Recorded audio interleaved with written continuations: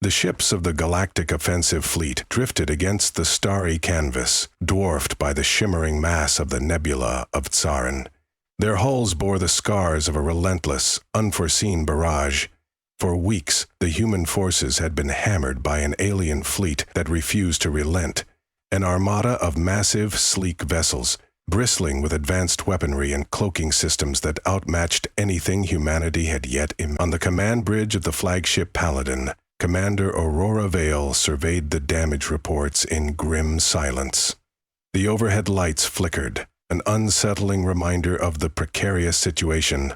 Smashed consoles and the lingering smell of scorched circuitry stood as monuments to their latest failed counterattack.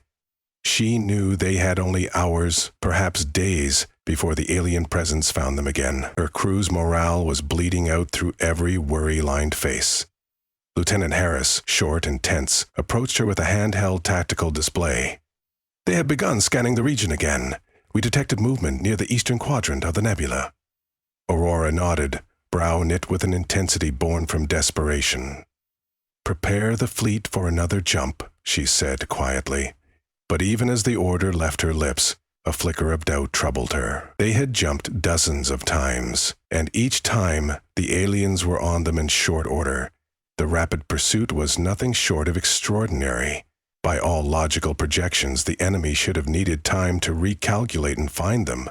Yet they always appeared, far faster than reason allowed.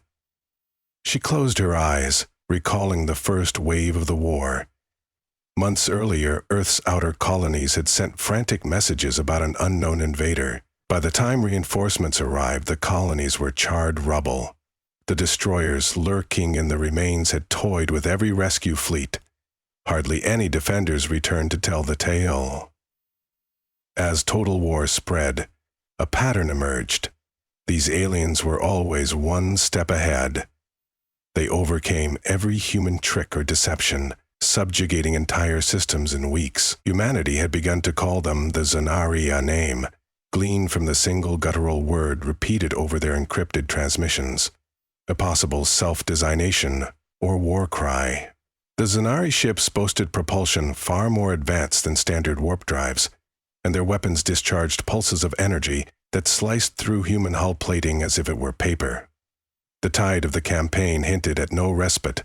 At no point had the Zanari shown an opening or weakness. Aurora's heavy boots resounded across the metallic walkway as she moved to the central command table. Above it hovered the holomap of the sector, a digital starfield swirling gently. Green points of light represented friendly ships. So few remained. Red waveforms cut across space, demonstrating known Zanari routes, and these were near-constant tangles. There was practically no path to safe harbor. Here, in the Tsaran Nebula's swirling gas fields, the humans had carved out a temporary hiding place, but it was only a matter of time before the Zanari pinned them. Colonel Sienna Chen, second in command, stood opposite Aurora. Leaning over the projection, the colonel ran a hand through short, dark hair and spoke softly. "We're out of options, minimal resources, no reinforcements. If we plot one more hyperjump, we might hold out a little longer. But we're only delaying the inevitable." Aurora finished the sentence. "They always find us. We need something they can't predict." Sienna hesitated, then nodded. "Could we try assaulting them where they expect at least, abandoning ship and mounting a ground offense?" Aurora shook her head. "We have no time to set up ground fortifications. They'd close in, swarm over the planet, and trap us in hours." "But sometimes the unthinkable is precisely what they won't anticipate." Aurora fell silent. Her mind lingered on the reason behind the Zanari's seemingly unbeatable approach. Every tactical scenario she'd run ended in dismal defeat. She had used what she believed to be the shrewdest human strategies: flanking maneuvers, decoy fleets, stealth technology.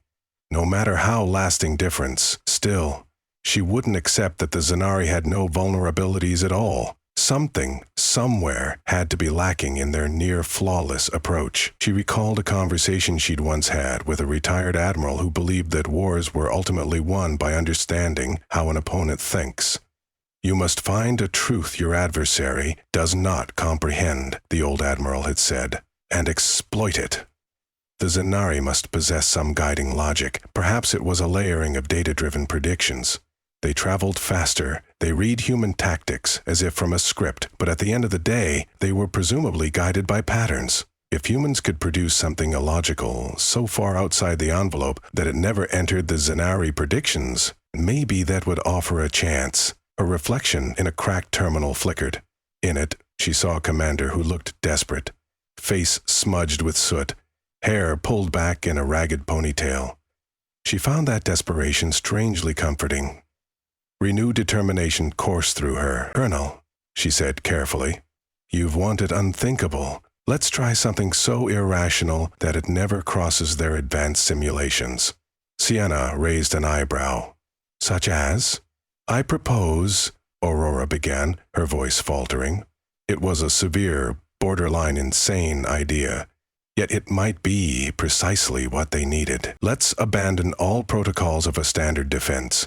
We're going to arm every last drone, warp them into a decaying orbit around that dying star in the Veil system, and detonate the star." Silence. The staff around the table exchanged startled glances. One officer coughed nervously, another tapped the console, as if trying to determine whether Aurora was serious.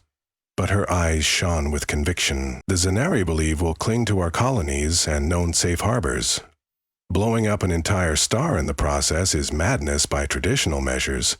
But if we position it carefully, we might snare most of their fleet in the star's gravitational well before it goes supernova. The chain reaction from the subspace bombs will give them a limited window to detect the threat and escape. They won't be prepared for such a self-destructive gambit." Lieutenant Harris stammered. "Commander, that would also destroy our own ships unless we time it perfectly." She nodded. "Yes, that's why we must plan every micro-jump precisely. We'll set the trap, lure them in with the perfect bait, then jump out at the last second, if we can." Sienna exhaled sharply. "That's bold. They'd never believe we'd sacrifice an entire star system. At least not if they think we might still want it." "We have to appear desperate enough to do anything," Aurora said. "Right now, it doesn't take much acting. The real challenge is ensuring we only sacrifice the star, not ourselves." They spent the next few hours crafting the specifics. Only 6 operational ships remained in the battered fleet. Each would carry specialized charges designed to crack the star's unstable core at key fractal nodes. On the surface, it all sounded like pseudoscience, but they had on staff a brilliant astrophysicist, Dr. Larian, who had done research on artificially triggering supernova events in dying suns. He had assured them it was theoretically possible. She singled him out. If this plan was to work, it would be his calculations guiding them. While the crew bustled about to make preparations, Aurora stole a moment in her private quarters. She picked up a small hand mirror. The emotional weight of her unorthodox plan churned in her gut. Destroying a star system felt like a moral line no commander should cross. Yet one fact overshadowed every consideration. If humanity lost this war, the Zanari would impose atrocities across countless worlds. The cosmic scale of suffering made Aurora's choice an unwelcome but necessary step. Behavior on the Paladin usually reflected discipline, but officers now found themselves faced with tasks so outlandish that half the usual protocols no longer applied. The entire upper deck turned into an impromptu workshop where scientists and engineers wired subspace bombs, tested shield boosters, and cross-referenced warp calculations. Crew members exchanged anxious smiles in the corridors and muttered about whether they'd live to see Earth again. The hum of frantic preparations reverberated through the ship's hull. Eventually the time arrived. The star in the Veil system had only a few million years of stable life left. Dr. Larian believed that with precisely placed subspace disruptions, they could accelerate the process and trigger partial collapse. Aurora had studied the star's charted features. It was large enough that if it went critical, the supernova blast radius would encompass an enormous volume of space, easily enough to catch a massive fleet. The Paladin's engines jumped through the nebula, One by one, the rest of the fleet followed, sliding just beyond the star's outer system ring. Colonel Chen coordinated the distribution of bombs. The astrophysicists carefully flew drones straight into the star's unstable zones, dropping them in specified orbits. As each device armed, a small, blinking icon materialized on the sensor display. Several days passed in feverish tension.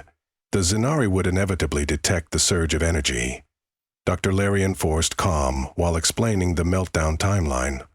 Aurora ordered her ships to broadcast coded signals, mimicking distress beacons, hoping to draw the Zenari's curiosity. If all went well, the aliens would warp in to intercept what they assumed to be cornered, desperate humans. It did not take long for the first wave of Zenari vessels to appear on the outer edge of the system. They emerged shimmering from their advanced drives, scanning for potential prey. Aurora watched them on the wide monitor from the Paladin's command deck, heart pounding. This initial scouting wave was smaller than expected. Perhaps the Zenari were being cautious, or it was just their vanguard. She gave the order for her fleet to pretend to scatter. Feigning panic, 3 of the smaller frigates shot away, broadcasting frantic signals that seemed to say, "We are vulnerable. Come get us." Just as the Zenari advanced to pursue, the frigates reversed course abruptly. In that split second, the subspace bombs in the star began to pulse with a violent red glow on the sensor readouts. Dr. Larian frantically typed corrections into the system. On the screen, the star's outer envelope wavered, swirling with molten plasma. An artificial meltdown had begun. The Zenari likely recognized something was amiss. The immediate wave of enemy ships hesitated, but their reinforcements were already trickling into the system. They must have considered the humans' presence a chance to crush the remains of the fleet. A second group of alien vessels arrived. Bigger ships, presumably carriers or battleships, all bristling with their lethal arsenals. Aurora took a measured breath. If all these ships remained in close proximity, she could take them out in one catastrophic blow, if everything worked perfectly. At the periphery, alarms blared. The star's meltdown threatened to trigger any moment. The subspace bombs needed time to destabilize the star's core. Dr. Larian insisted they still needed 5 minutes more to ensure maximum effect.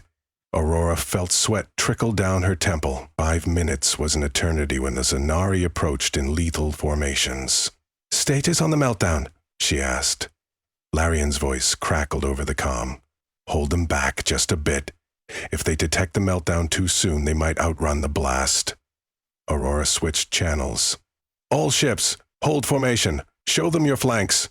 Make them believe we can't do a coordinated defense." The frigates advanced in an apparently disorganized approach, forcing the Zenari vanguard to taunt them, to press in closer. The cunning lay in letting the Zenari see what seemed like panicked mistakes. In reality, every move was carefully calculated to keep the aliens inside the star's lethal zone. The star's swirling luminosity soared, the outer corona turning from an orange glow to an ominous purple. The vanguard detected the shift.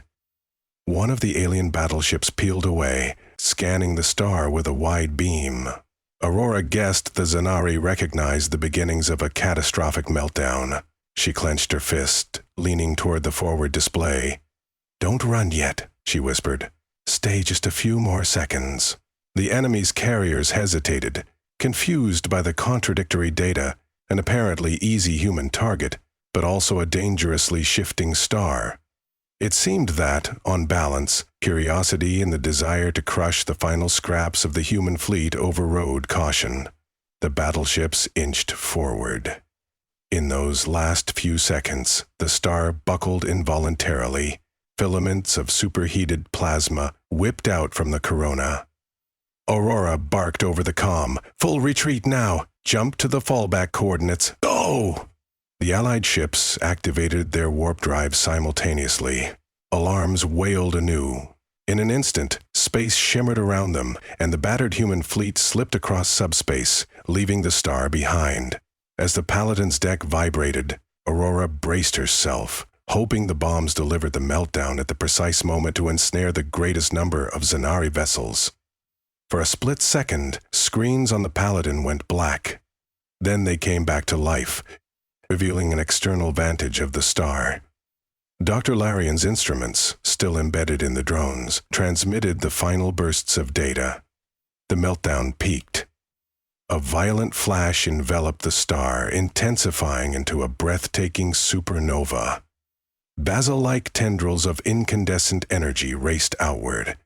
Aurora's heart thundered as she watched the unstoppable wave expand at near-light speed, swallowing the entire region of space where the Zanari fleet had gathered.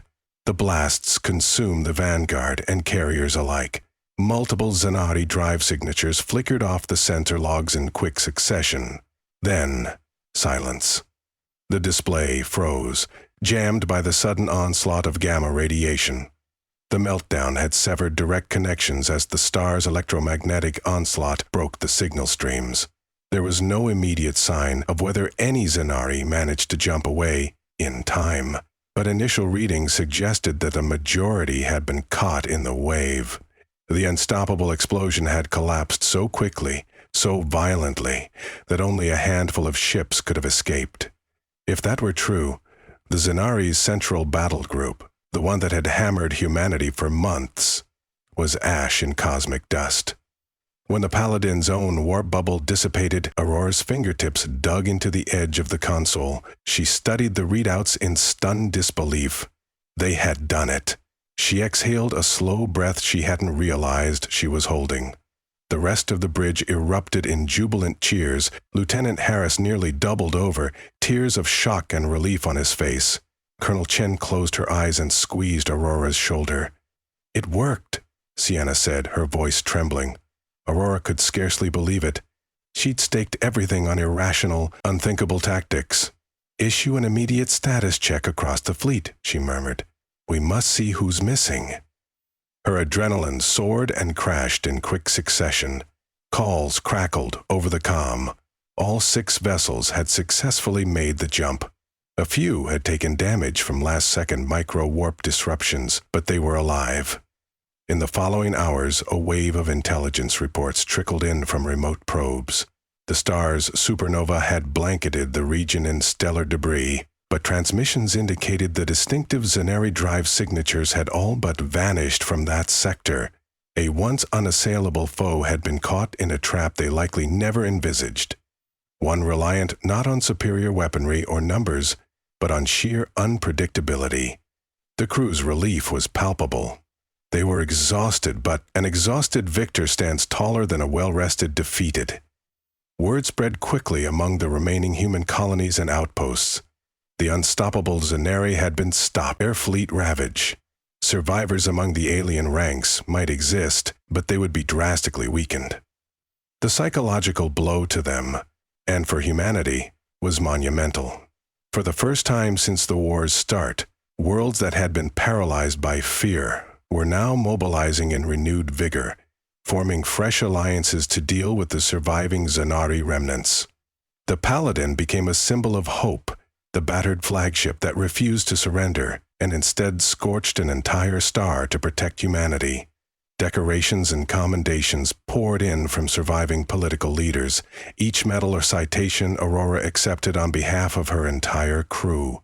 She was keenly aware that only through their unified will did the plan succeed. Relief fleets began re-establishing supply lines. Explorers spread into the charred systems to find potential pockets of Zanari. Without the main Zanari fleet, these pockets were cut off, and local resistance forces swiftly drove them out. News of these small victories bolstered the sense of universal relief. Civilians cheered the name Aurora Vale, though the commander herself harbored mixed feelings about the sheer devastation she had unleashed. Destroying a star along with countless Zanari still weighed heavily on her conscience. In the end, it was war, and such moral lines blurred in the stark confrontation for survival. Sienna found Aurora gazing out of a panoramic window aboard the Paladin. Beyond, thousands of stars twinkled with quiet brilliance, and Aurora wondered which of them might one day need defending. "Commander," Sienna said softly, "it's done. We've received final confirmations from High Command. They're calling it the turning point of the war. Aurora nodded, arms crossed. Are we sure the Scifi won't rebuild? It's a possibility. But their cohesive offensive has been shattered. Reports from captured vessels show that their central leadership depended on that fleet. They might retaliate in some form or rebuild eventually, but for now, we've given humanity breathing room. Aurora turned to Sienna. We need to make the most of it. Strengthen defenses, develop new weapons that can match or surpass the Scifi technology. We can't rely on a single star meltdown trick again. Sienna's lips quirked in a tired but genuine smile. Maybe we can't do that exact plan again, she conceded. But every future victory can still be anchored by the same willingness to do the impossible. We pushed the boundaries of reason, and that was the key. As days stretched into weeks, the newly formed human alliance stepped up. Colonies came out of hiding, sharing resources, forging new lines of defense. Scientists studied the captured Scifi technology, gleaning insights into advanced propulsion and weapons. The ashes of near defeat gave rise to a sharper, more innovative force. The Paladin, though battered, underwent extensive repairs at one of the last major shipyards. Crews installed newly developed armor plating that integrated partially with Scifi alloys. The weapon systems were upgraded with enhanced subspace drives, courtesy of Dr. Larian's meltdown research. The older officers, battered and scarred, wore renewed confidence. The younger recruits looked to them with awe. Aurora spent her time drafting new doctrines, a set of guidelines that hammered home the lesson they had learned, the importance of unpredictable, adaptive thinking in warfare. She advocated for a war college that would accept recruits from across Earth's multiple alliances and train them in creative, strategic methods. No longer would humans rely on outdated traditions or rigid protocols. They had learned the power of daring to step outside those norms. In a high-level briefing, Aurora found herself facing a group of newly minted officers, eager to hear her words. She cleared her throat softly, remembering the many nights she had lain awake, thinking about lost comrades, about the cost of the meltdown. It was a double-edged triumph, but it had saved billions of human lives from Scifi subjugation. When you wage war, she said, her voice carefully measured, you must always ask yourself if there is another path. We stand at a precipice where the difference between moral compromise and absolute survival is razor thin. War is rarely clean. The Scifi used their superior might with cold efficiency.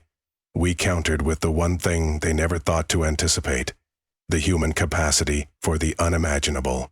Never lose that sense of possibility, not just on the battlefield, but in every challenge you face. She felt a draft as the young officer shifted, absorbing her words. She realized how heavy her statement was, how it tallied with her own uneasy reflections of that day in the Veil system. She had to reconcile that moral tension. In her heart, she understood that the path to saving humanity sometimes demanded a willingness to risk everything. But she also recognized the importance of building a future where such extremes were no longer necessary, a place for diplomacy, cooperation, and an aversion to war. As the last vestiges of Scifi resistance flickered across remote sectors, human fleets traveled with renewed purpose to free captured colonies. Scifi, once unstoppable, now found themselves on the defensive, scattered and struggling. Many Scifi ships, lacking leadership, simply vanished into the uncharted corners of the galaxy. Aurora suspected some might carry bitterness and a desire for vengeance. One day, they could reemerge. That knowledge drove her to continually press for stronger alliances, deeper unity among human worlds, an open dialogue with any species that might help ensure the Scifi never rose to full strength again. Between recuperation and reconstruction, Aurora visited old war buddies scattered across the systems. She sought out the families of those who had fallen in earlier battles. She apologized personally where she could. Inevitably, she encountered gratitude from people who lived because of the star meltdown. Yet she also met sorrowful stares from those who missed loved ones who had died laying the groundwork for that final gambit. The war's emotional toll was vast. She could only reinforce that their sacrifices had shaped the new dawn of humankind. In time, hush spread across the now liberated colony worlds. The galaxy reeled from the magnitude of the star's destruction, the moment that changed the tide. As essential trade routes reopened, life regained a sense of normalcy. Children again laughed in schoolyards that had been deserted weeks earlier. Factories resumed production, now manufacturing advanced starship parts that integrated Glean's Inari knowledge. And at the center of it all, a battered but resolute human fleet composed of men and women who had stared down extinction and refused to blink. The day came when Aurora was called to meet a delegation of the Outer Rim Council. They had prepared a ceremony to celebrate her leadership. She arrived in formal uniform, face composed. The dais was illuminated by soft lights, and ambassadors from numerous colonies offered words of gratitude. Some recounted how they had believed humanity doomed, how they had prepared capitulation and braced for subjugation. Now they stood on the other side, free to shape their own destiny. When it was Aurora's turn to speak, she stepped to the podium as applause thundered through the chamber. She recalled the blazing star that she had destroyed. The moment she made that impossible choice, she considered telling the audience exactly how it had felt to weigh all those lives, human and alien, and come to a conclusion. Yet she realized that no matter how many times she tried to explain, no one could fully grasp the personal torment of that choice, except those who had pressed the triggers and typed the final codes.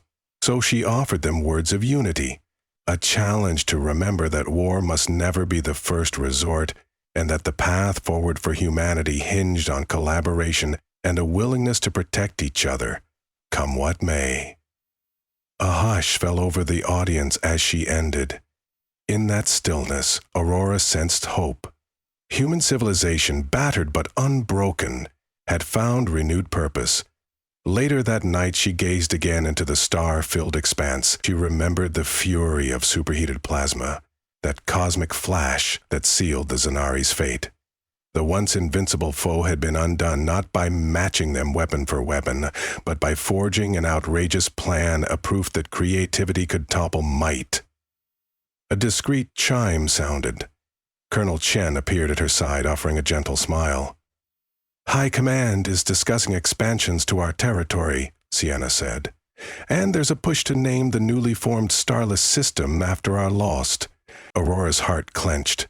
"So we don't forget," she murmured. The memory of the meltdown, chilling and heroic all at once, would color that region of space for generations to come.